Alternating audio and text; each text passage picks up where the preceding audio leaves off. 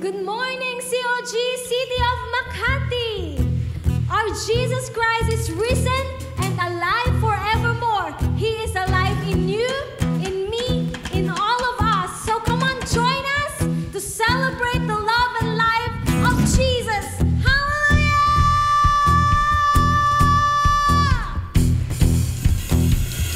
Risen, His risen, forever glorified. Risen, His risen, King Jesus is alive.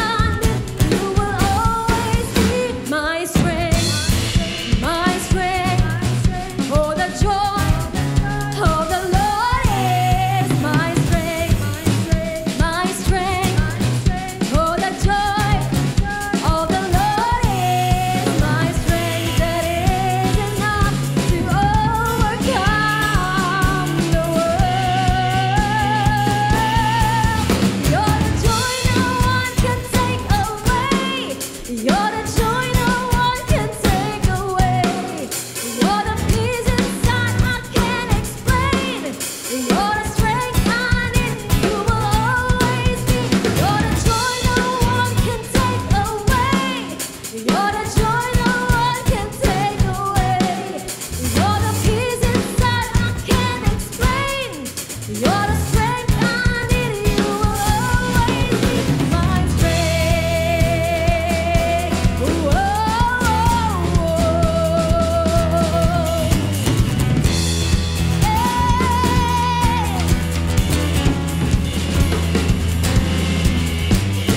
Stronger, stronger, I'm getting stronger. The joy of the Lord is, He makes me stronger. Greater, greater, my God is greater. His power, power, He makes me stronger, stronger, stronger.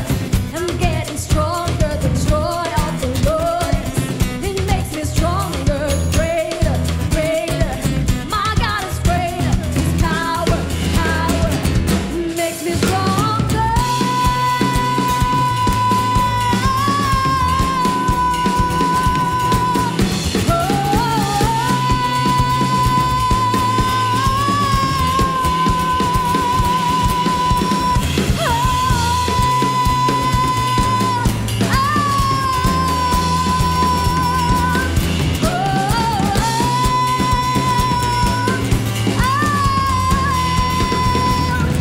Makes me stronger.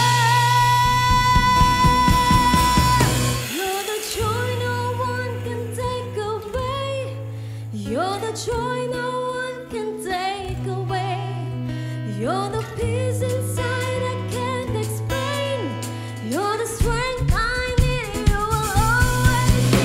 You're the joy no one can take away.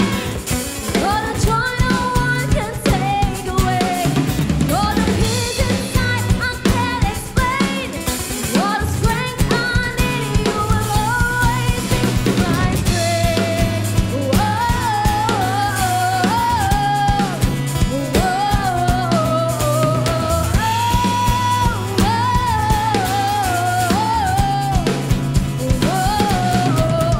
my strength.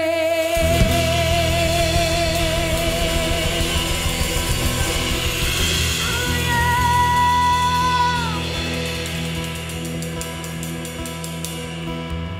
In Psalm 62, verses 5 to 6, samahan niyo po ako sa pagbasa. Sabi po dito, let all that I am wait quietly before God, for my hope is in Him. He alone is my rock and my salvation, my fortress where I will not be shaken. Panginoon, salamat because You are our hope. You are the rock, Panginoon, of our salvation. You are our fortress, Panginoon. Kaya sigurado kami na kami ay ligtas sa Iyong mga kamay. We will not be shaken, Panginoon. Hindi kami mapapahamak, Panginoon, dahil palagi kang naming kasama, palagi kang nariyan sa aming tabi.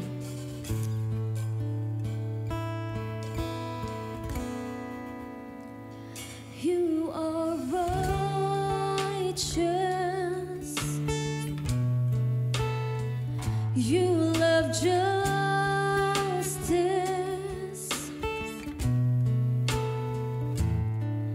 And those who honor You will see Your face.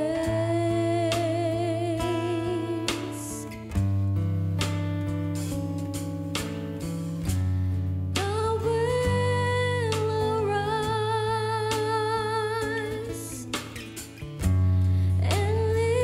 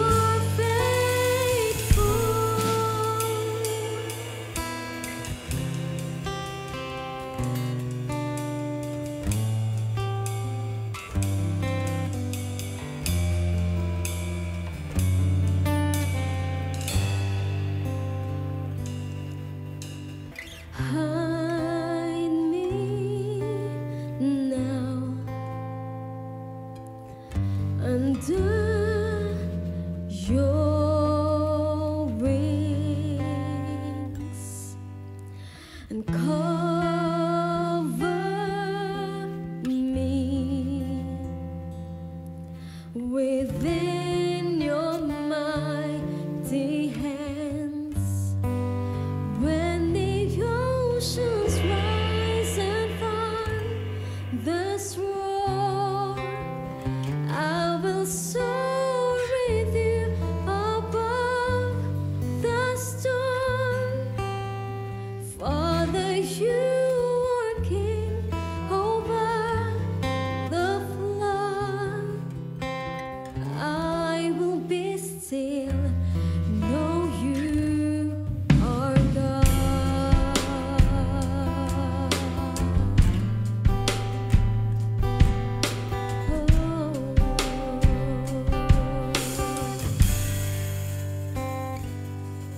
Find rest, my soul, in Christ alone, and know His power in quietness and trust. When the oceans rise and thunders roar, I will soar with you above the storm. Father, you are king over the flood. I will be still, know you are God. When the oceans rise and thunders roar, I will soar with you above the storm. Father, you are king over the flood. I will be still, know you are God. When the oceans rise and thunders roar, I will soar with you above the storm. Father, you are king over the flood. I will be still, know you are God. I will be still, know you are God. I will be still, know you are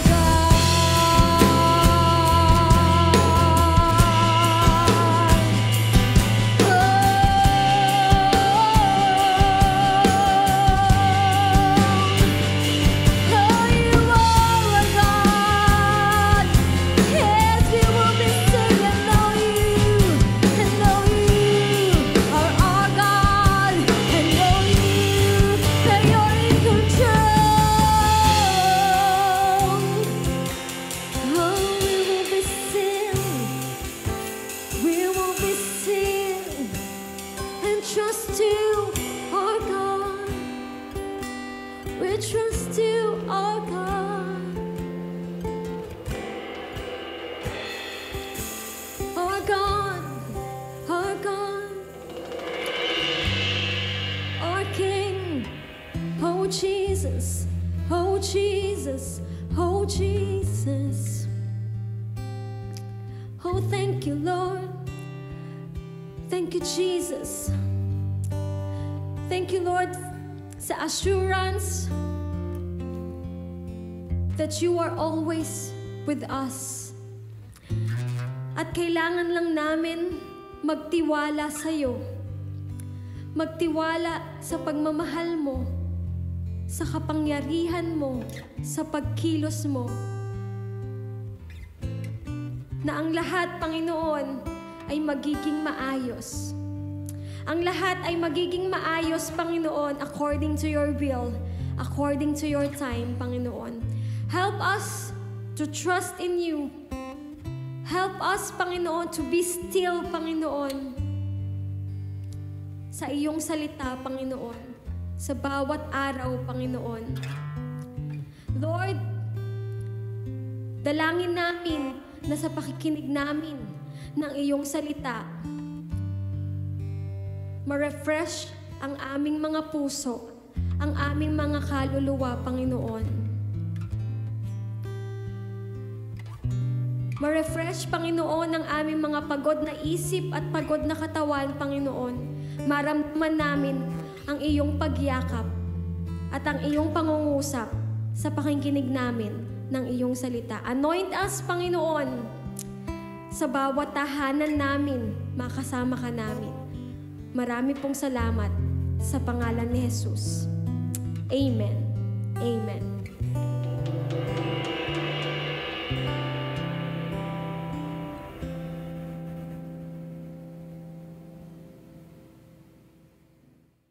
Happy Easter Sunday, COG City of Makati. Sa inyo pong lahat, mga kapamilya, mga kaibigan, marami pong salamat sa inyong pag-join sa ating online worship service today. May the Lord Jesus richly bless each one of you.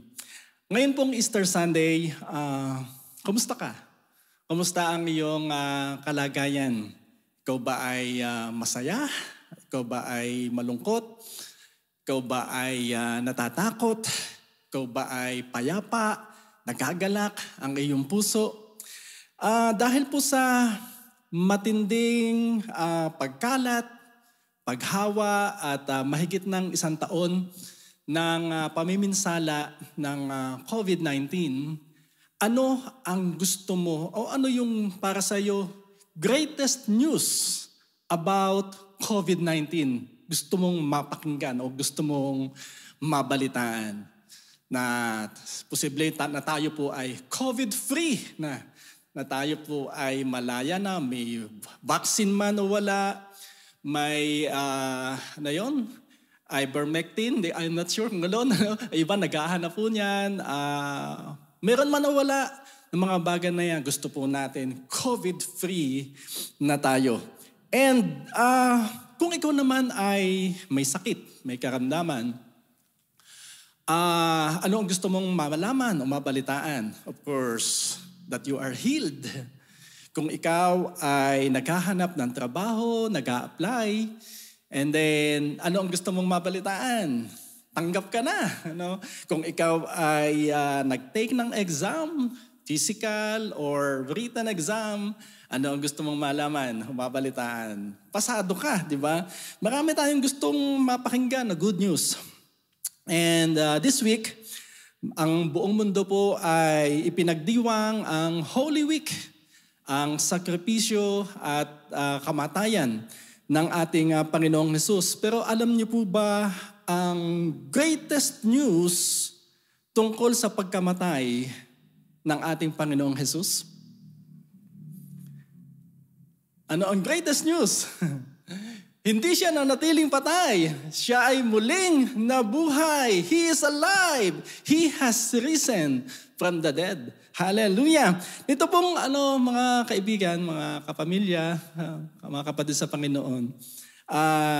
Di po ba nitong nakaraang mga araw, and I think hanggang ngayon ay nandyan pa rin po na nag-viral sa social media ang lugaw is essential.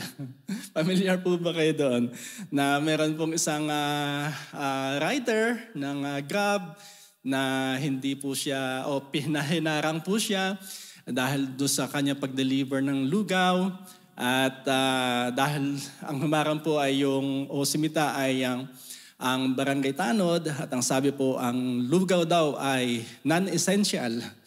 And ito po ay naging issue. Pero mga minamahal, meron pong very, very essential sa ating buhay, at ito po ay hindi kayang harangin o pigilan ni numan. Ano po yan? The resurrection of the Lord Jesus Christ.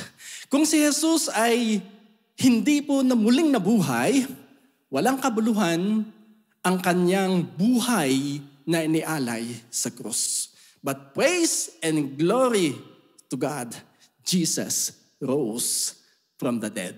At ito po ang ating pag-aaralan at babasahin po natin text sa account po ni Matthew. Samahan po ninyo ko in chapter 28 and basahin po natin beginning in verse 1. It says, early on Sunday morning, maagang maaga or madaling araw ng linggo, as the new day was dawning, Mary Magdalene and the other Mary went out to visit the tomb.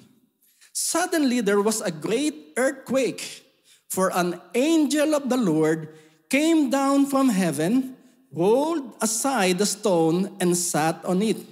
His face shone like lightning, and his clothing was as white as snow. The guards shook with fear when they saw him, and they fell into a dead faint. Then the angel spoke to the woman. "Don't be afraid," he said. "I know you are looking for Jesus who was crucified. He isn't here. He is risen from the dead, just as he said would happen. Come, see where his body was lying. And now go quickly and tell his disciples that he has risen from the dead, and he's going ahead of you to Galilee. You will see him there. Remember what I have told you." The women ran quickly from the tomb. They were very frightened, but also filled with great joy. And they rushed to give the disciples the angel's message. And as they went, Jesus met them and greeted them. And they ran to him, grasped his feet, and worshipped him. Then Jesus said to them, "Don't be afraid. Go, tell my brothers to leave for Galilee, and they will see me there." Ang title po ng message na ito ngayong umaga ay Jesus' Resurrection is very essential. At samahan po ninyo akong dumulog kay Lord sa prayer.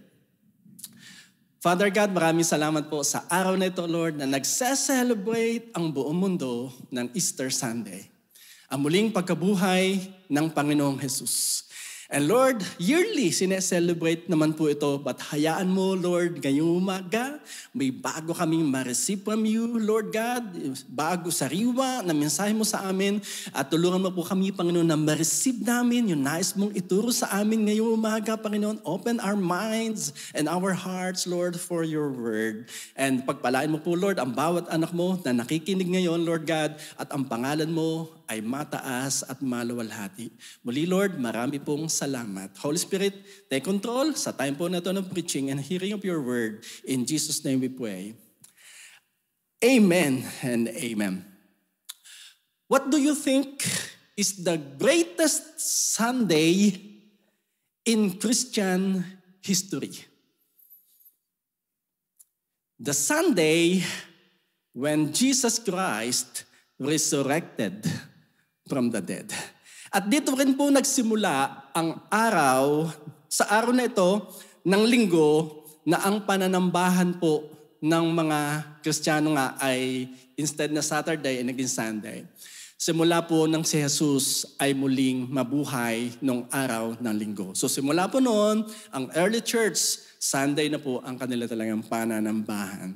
Alam niyo mga minamahal, everything in our Christian life falls on the resurrection of Jesus Christ. Maulit ko po yun, na ang lahat ng bagay sa ating buhay Kristiyano ay ito po ay nakasalalay po doon sa muling pagkabuhay ng ating Panginoong Jesus. Our faith, our salvation, our hope, our service, yung ating paglilingkod, at iba't iba nating ginagawa para sa Panginoon, all are founded on the resurrection of Christ. In other words, kung si Jesus po ay hindi muling nabuhay, walang kabuluhan ang ating pagsamba at anumang ating ginagawa para sa Kanya.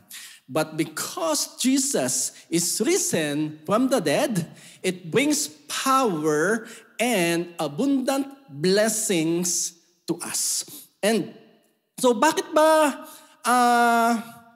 masasabi nating mahalaga talaga at ano ang pagpapalang dala sa atin ng muling pagkabuhay ng Panginoong Jesus? So tingnan po natin ang tatlo nating kalagayan. Our past, kung ano man po yung kalagayan natin noon, our present, yung kasalukuyan nating kalagayan ngayon, and our future, yung magiging bukas pa natin, magiging kalagayan natin, and its relation to the resurrection of Christ. So unahin po natin yung ating past, yung atin pong dating buhay. According to Apostle Paul in Romans chapter 3, verse 23, for everyone has sinned and we all fall short of God's glorious standard. Ang lahat ng tao ay nagkasala at hindi nakaabot sa kaluwalhatian ng Diyos. Ang tao po nagsisikap na maligtas, lahat ng pwede niya magawa, ginagawa para talaga ay hindi mapapahamak, kundi siya ay magkaroon ng kaligtasan. Pero lahat daw po ng ating ginagawa ay kapos. Hindi makaabot dun sa standard ng Diyos para nga maligtas. And dahil po sa kalagayan natin, lahat ay nagkasala. Ang sabi naman po na Romans chapter 6 verse 23, for the wages of sin is death. Ang kabayaran ng kasalanan ay kamatayan. So dahil ang lahat po ng tao ay nagkasala at ang kabayaran ng kasalanan ay kamatayan, ito po yung ating katayuan. Tayo po ay mapapahamak. Tayo po ay dahil sa kasalanan hiwalay. Yun po ibig sabihin ng ang bunga ng kasalanan ay kamatayan. Tayo po ay hiwalay sa ating Panginoon. At dahil po sa kalagayan po natin ito, tayo yung mga patay, spiritually, hiwalay sa Diyos. Wow, sabi po ng Bible in Ephesians chapter 2 verse 1, once you were dead. Dati kayo ay mga patay. Yun po ang sabi sa mga mananampalataya sa Efeso. Bakit? Because of your disobedience and many sins. So dahil nga ang kabayaran ng kasalanan ay kamatayan, tayo po ay patay spiritually. Pwedeng healthy physically, but spiritually dead because of sin. So ganito po yung kalagayan natin noon, hiwalay kay Kristo, at ang patutunguhan po natin ay walang hanggang kaparusahan sa impyerno. Dito po dumating yung good news. Dahil po sa kabutihan, sa pag-ibig ng Diyos sa atin, na tayo po'y ayaw mapahamak, dumating po ang mabuting balita. Ibinigay ng Diyos ang kanyang bugtong na anak, ang kanyang kaisa-isang anak, para bayaran po ang ating mga kasalanan. At tayo po ay magkaroon ng buhay na walang hanggan. Hallelujah! Kaya sabi po kasi ni Jesus in John chapter 3, in verse 3, Jesus replied, I tell you the truth. Unless you are born again, you cannot see the kingdom of God. Maliban na ang tao ay ipanganak muli, hindi niya makikita ang Diyos. In other words, hindi siya makapapasok ng langit, walang kaligtasan. Born again is not religion. Ito ang kailangan ng ating spirit kasi nga patay dahil sa kasalanan. That's why ang sabi ni Jesus, kung hindi mapoborn again ang isang tao, hindi niya makikita ang Diyos. Ano man ang kanya religion, ano man ang estado niya sa buhay. Kaya kailangan daw maborn again ang isang tao. Maborn again yung spirit niyang patay na dahil nga po sa kasalanan. At para po maborn again, simple lang naman. Hindi tayo pinahirapan ng Diyos. Pinasimple ng Diyos sa napakasimple upang tayo nga po ay maligtas at hindi mapahamak. Anong gagawin po natin? Just believe the Lord Jesus Christ. That's why John 3:16 it says, for God loved the world so much that He gave His one and only Son, so that everyone who believes in Him will not perish but have eternal life.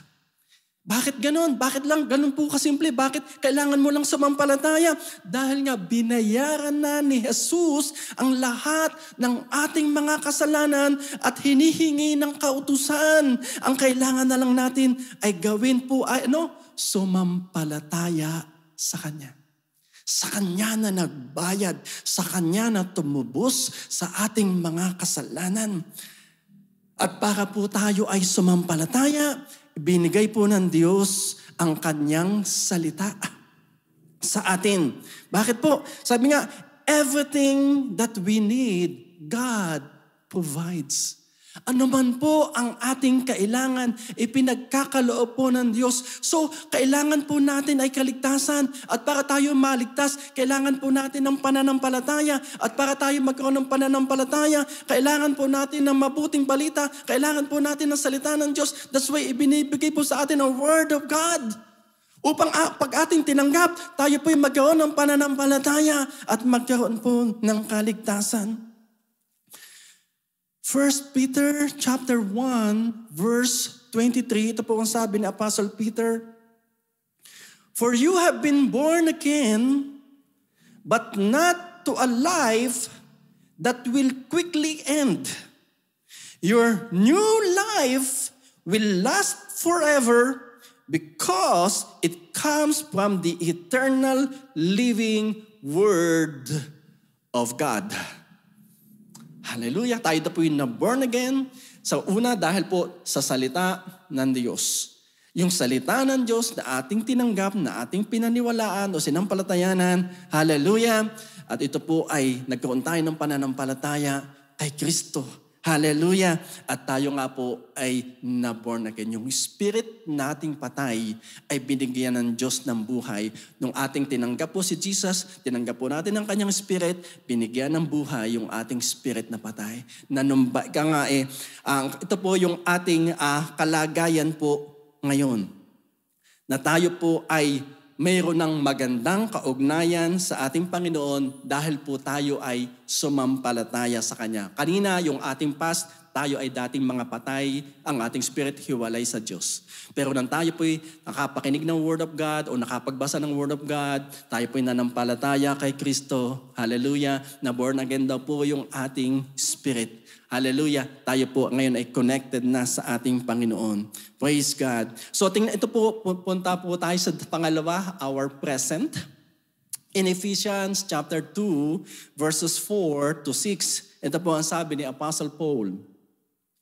"But God is so rich in mercy, and He loved us so much, that even though we were dead because of our sins, He gave us life." Sa ibang version, ang sabi po, He made us alive when He raised Christ from the dead. It is only by God's grace that you have been saved. For He raised us from the dead along with Christ and seated us with Him in the heavenly realms because we are united with Christ Jesus. Dahil sa atin pong pananampalataya kay Jesus by the grace of God at dahil siya po ay muling nabuhay, we are now, ulitin ko po, na born again, buhay na ang ating spirit, we are now connected to Christ, we have relationship with God at dito po tayo naging mga anak ng Diyos. Binigyan tayo ng Diyos ng karapatan ng pagiging anak niya. Dahil tayo po ay sumampalataya kay Kristo at sa magitan ng pananampalataya na yan, tinanggap po natin siya bilang ating Panginoon at tagapagligtas. At dahil po dyan, meron po tayo ngayong good or wonderful future. So punta po tayo sa pangatlo, our future. Ano ba ang magandang future? Or sabihin natin, meron pang magandang future na naghihintay sa atin gayong lumalala ang masasamang nangyayari dito sa mundo? Ang greatest hope nating mga Kristiyano, anuman po ang mangyari sa mundo, ay we will be raptured. Sabi mo nga, raptured. Tayo po ay dadagitin, tayo po ay kukunin ng Diyos sa isang iglap. Okay? Para bang agila na mayroon pong dinadagit. Yun po yung tawag na rapture. And tingnan po natin sa Bible in 1 Thessalonians chapter 4, verses 16 to 17. It says, "For the Lord himself will come down from heaven with a commanding shout, with the voice of the archangel, and with the trumpet call of God. First, the Christians who have died will rise from their graves. Then, together with them, we who are still alive and remain on the earth will be caught up." Pwede mong sabihin mo yun, caught up. Tayo po ay kukunin, tayo po ay yung po dadagitin, ang term po ng iba. Caught up in the clouds to meet the Lord in the air. Then we will be with the Lord forever. Hallelujah. Ito po ang ating greatest hope. The Lord Jesus will come and take us to be with Him. At kung sakali man po na tayo po ay hindi pa nag-rapture, ay tayo po'y mamatay. Kunin na po ng Diyos ang ating buhay. Ano po ang ating hope? Ano ang ating future? Tayo po'y muling bubuhayin ng Espiritu ng Diyos. Ano po? Sa muling pagbabalik ng Panginoong Jesus. It is our wonderful future. 1 Corinthians chapter 15, verse 13, it says, "For if there is no resurrection of the dead, then Christ has not been raised either." Kung walang pagkabuhay na muli ng mga batay, edi si Kristo hindi na sana muling binuhay. So, paano ba ito mangyayari at anong klase ng katawan ang ibibigay sa atin ng Diyos sa muling pagkabuhay? In verse 51 up to verse 53 ng the same chapter, 1 Corinthians 15, it says, sabi na Apostle Paul, "But let me reveal to you a wonderful secret." Yeah, dito na po yung, inire-reveal na po yung wonderful secret. Ano po ba yan? We will not all die. Hindi lahat tayo mamamatay. But we will all be transformed. Lahat tayo ay babaguhin. It will happen in a moment, in the blink of an eye. Yung isang yung isang kurap lang, isang kisap mata. Ika nga, wala pang 1 second. Ganun daw po kabilis yung pagkuha ng Lord, yung pagbabago po sa atin. And sabi niyan, "When the last trumpet is blown, for when the trumpet sounds, those who have died will be raised to live forever. And we who are living will also be transformed. For our dying bodies must be transformed into bodies that will never die. Our mortal bodies must be transformed into immortal bodies." Dito po yung katawang panlangit na tinatawag na kung saan po ay wala ng kamatayan. Ito po yung mangyayari po sa atin in the future. Jesus' resurrection is the guarantee. Sabihin mo nga yung salita ng guarantee of our wonderful future. Sabi po ng salita ng Diyos, dahil kay si Jesus ay muling nabuhay, tayo man, pag namatay, ay muli rin pong bubuhayin sa kanyang muling pagbabalik. At habang hinihintay natin ang kaganapan po ng wonderful future na yan, ang Espiritu ng Diyos, the Holy Spirit, na siyang bubuhay sa ating katawan, ay nananahan po sa atin upang i-empower tayo sa iba't ibang klase ng laban dito sa buhay sa mundo. Romans chapter 8, verse 11, Apostle Paul said, The Spirit of God who raised Jesus from the dead lives in you. Pwede bang sabihin mo yung phrase na yun? Lives in you. Ang Espiritu ng Diyos ay nananahan sa inyo. Anong ibig sabihin yan? Yung Espiritu ng Diyos na yan, the Holy Spirit, na siyang bumuhay sa katawan ni Kristo, ay siya din pong bubuhay sa ating katawan pag namatay. At ang Espiritu po na yan, na napakamakapangyarihan, ay nananahan po sa atin, nakatira po sa ating katawan, nung atin nga pong tinanggap si Kristo. So ituloy po natin. Ito po sabi niyan, and just as God raised Christ Jesus from the dead, He will give life to your mortal bodies by this same Spirit living within you. Hallelujah! At dahil po nasa atin ang makapangyarihang Espiritu ng Diyos, the Holy Spirit, we can overcome every battle, every trouble, every need, every problem, or even every virus. Dahil greater is He that is in you than he that is in the world. Yung nananahan sa atin na Holy Spirit, muli, siya daw ang bumuhay sa katawan ni Kristo, siya rin ang bubuhay sa ating katawan pag namatay, at dahil nananahan sa atin ang makapangyarihang Espiritu na yan, ano man ang ating pinagdadaanan, mapagtatagumpayan po natin. Hallelujah! Hallelujah! Ang kailangan lang po natin talaga i-recognize ang presence ng Holy Spirit na yan, at kailangan lang po natin sampalatayanan ang kanyang salita na yan. Hallelujah! If you believe Christ, if you believe in His resurrection power, you are a victor, not a victim. Kapatid, kung ikaw ay sumasampalataya kay Jesus at sa kapangyarihan ng kanyang muling pagkabuhay, hindi ka talunan. Ikaw ay mananagumpay. Mananagumpay ka dahil kay Kristo. Mananagumpay ka dahil sa muling pagkabuhay ng ating Panginoong Hesukristo. Kaya ang mga minamahal, Jesus' resurrection is very essential. Very essential.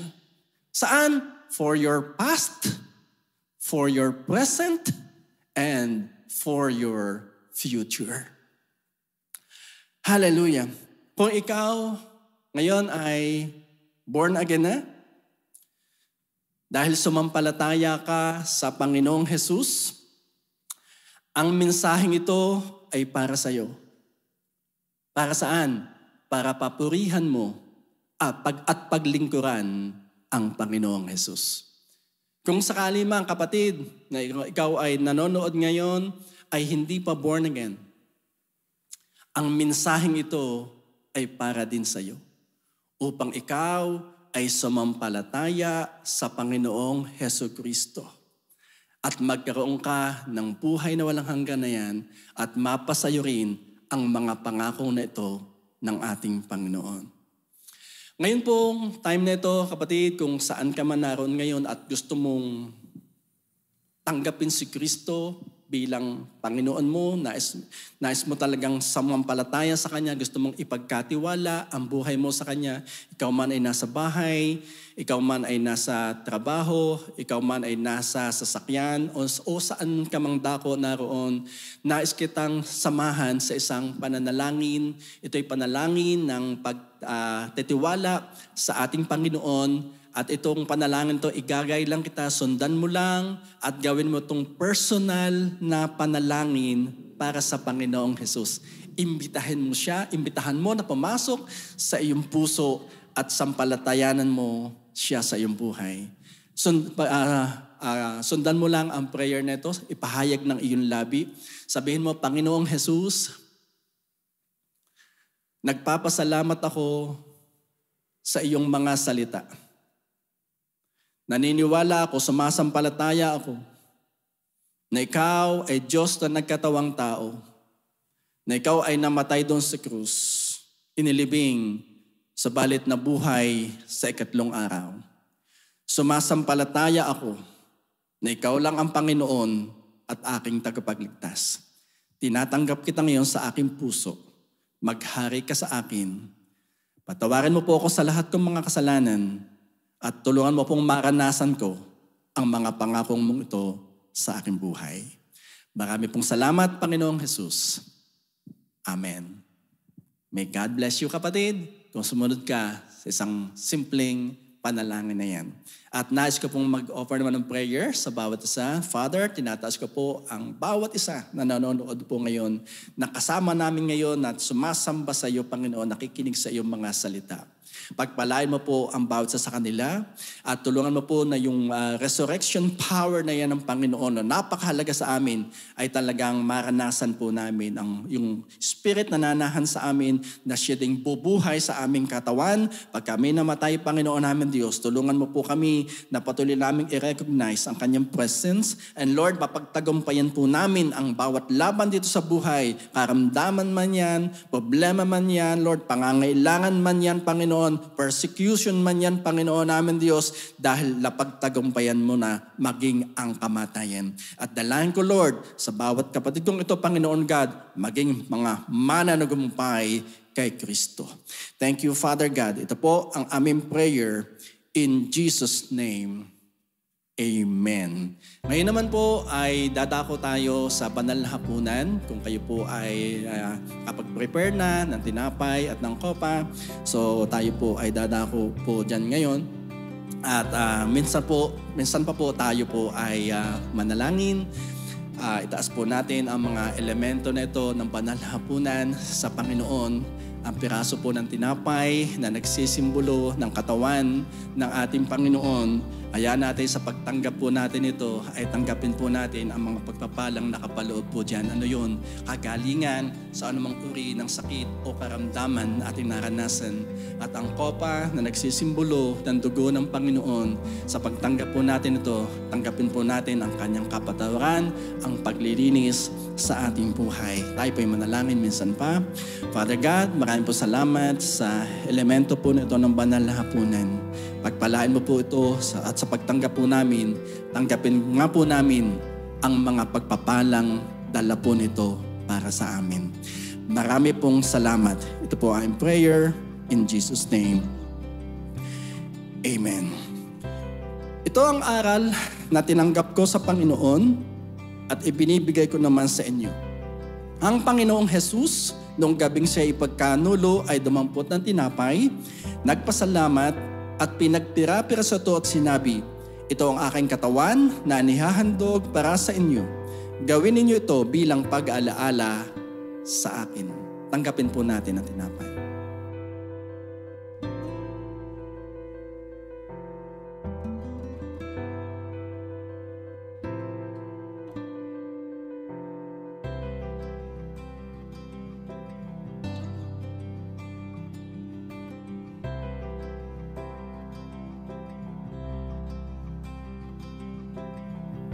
Gayon din naman matapos maghapunan, ay hinawakan niya ang saro at sinabi, ang sarong ito ang bagong tipan na pinagtitibay ng aking dugo.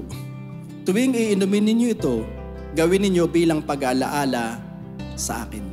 Tanggapin po natin ang cup. Oh, thank you, Lord. Thank you, Lord. Thank you, Lord. And Lord, maraming salamat po. Salamat po sa iyong mga salita. Salamat po sa iyong mensahe para sa amin. At hayaan mo, Panginoon namin Diyos, O God, ang kapangyarihan ng iyong salita na ito, Panginoon, maranasan namin, maipamuhay po namin, Panginoon namin Diyos, O God. Maraming salamat po muli. In Jesus' name, Amen. Mga minamahal kong kapatid sa Panginoon, muli ay para sa ating benediksyon, extend nyo ang inyong kanang kamay sa screen na inyong pinanonooran at tanggapin nating may pananampalataya. Now, may the God of peace make you holy in every way, and may your whole spirit and soul and body be kept blameless until our Lord Jesus Christ comes again. And everybody say, Amen. Maraming salamat po sa inyong lahat. To God be all the glory. Muli, happy, blessed Easter Sunday sa inyong lahat.